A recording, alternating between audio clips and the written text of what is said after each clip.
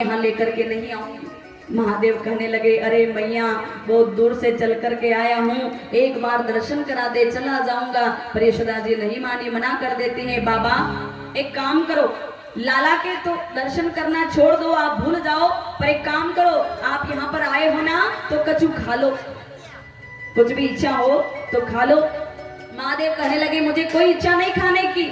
यशोदा जी कहती है, छाछ पी लो। महादेव कहते हैं, मुझे छाछ नहीं पीना। यशोदा जी कहती, माखन खा लो, दही खा लो, दूध पी लो, फल खा लो, ये कर लो, वो कर लो। महादेव कहते हैं, अरे मुझे कुछ नहीं खाना। तो यशोदा जी कहते हैं, बाबा कहाँ खाएगो, बता तो सही। महादेव कहने लगे, मैया मुझे कुछ नहीं खाना है, एक बार लाला के दर्शन करा दे। तो यहाँ पर मैया मना कर देती है। अब भोले बाबा उदास हो जाते हैं, कैसी मैया है, इतना दूर से चल करके आया, मुझे दर्शन नहीं करा रही।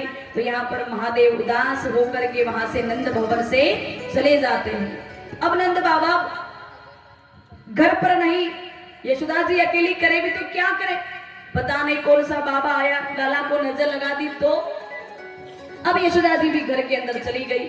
अब भोले बाबा भी नंद भवन से चले जाते हैं और ब्रज के अंदर एक जो आशीश्वर महादेव का मंदिर था, महादेव वहां पर आशा लेकर के बैठ गए।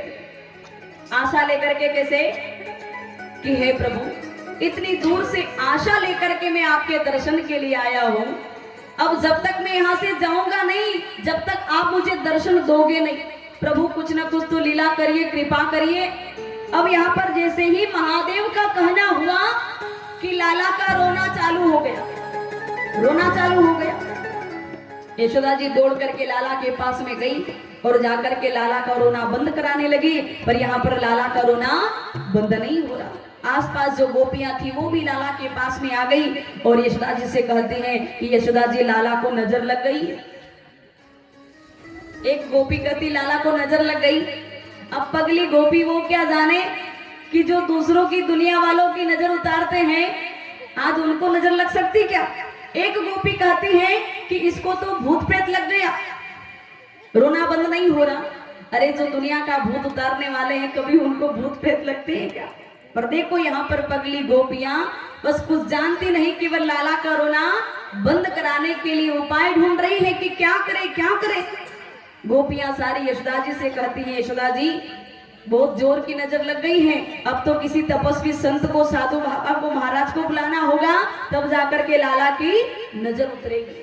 क्या करें। यशोदा जी कहने लगी, जाओ कोई भी कुछ भी उपाय करो, पर लाला का रोना बंद करना है, क्या करें। तो एक गोपी कहती है, यशोदा जी चिंता न करो, मैं अभी किसी न किसी बाबा को, संत को पकड़ के लेकर के आती हूँ। अब गोपी ब्रज के अंदर ढूंढती ढूंढती कहाँ गई, जहां पर महादेव आशीश्वर मंदिर में बैठे हुए थे। वहां जाकर के बाबा को देखा, दूर से देखा, विचार करने लगी, ये बाबा थोड़े अच्छे ठीक ठाक लग रहे हैं, क्या ये नजर उतारना जानते भी है कि नहीं, एक बार इनसे पूछ लेती हूँ। तो गोपी महादेव के पास में गई और महादेव से जाकर के कहने लगी, बाबा आप कहाँ से आए हो और यहाँ क्या कर रहे हो।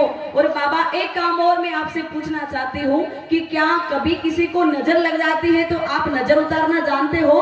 महादेव कहने लगे कि गोपी पहले तो ये बता, तू किस लिए पूछ रही है, मैं तो सब जानता हूँ, नजर भी उतार देता हूँ, भूत प्रेत कुछ भी, जो भी चुड़ैल डाकिन भूत पिशाच जो भी लग जाता मैं सब उतारना जानता हूँ, पर हुआ क्या ये तो बता। तो गोपी कहने लगी, बाबा हमारे नंद बाबा के यहाँ पर लाला हुआ है, उसको बहुत जोर से नजर लग गई है, बाबा एक काम करो ना, आप चल कर के नजर उतार दो। तो महादेव कहने लगे, प्रभु मैं समझ गया, आपने लीला करी तो ऐसी करी कि अब मुझे दर्शन आपके हो जाएंगे।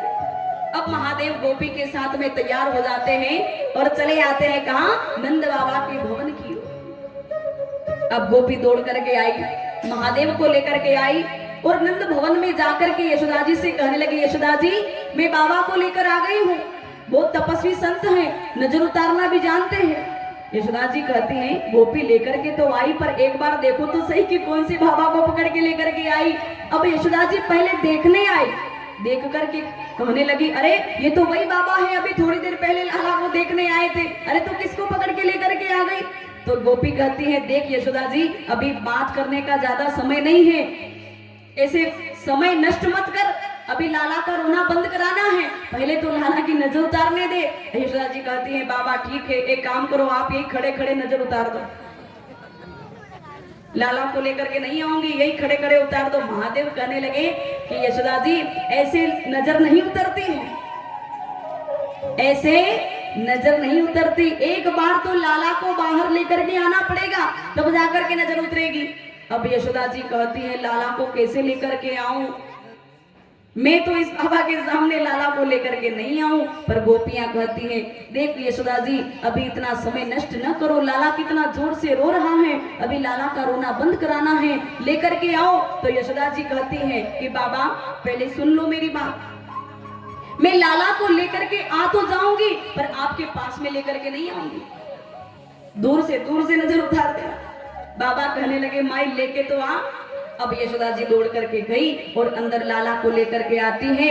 अब जैसे ही यशोदा जी लाला को लेकर के आई और जैसे ही भोले बाबा ने भगवान को देखा और यहाँ पर भगवान ने महादेव को देखा, एक क्षण के लिए भगवान का रोना बंद तो हो जाता है, पर महादेव कहते हैं प्रभु थोड़ी बात बनी नहीं है।